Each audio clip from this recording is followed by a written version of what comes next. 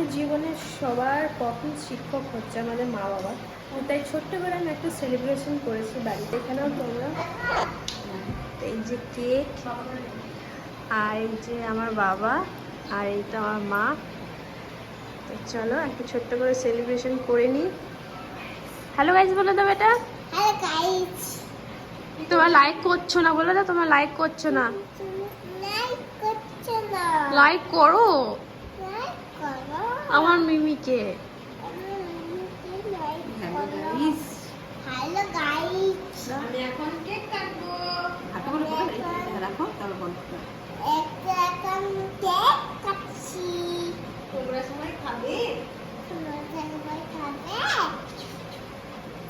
আচ্ছা আচ্ছা আচ্ছা।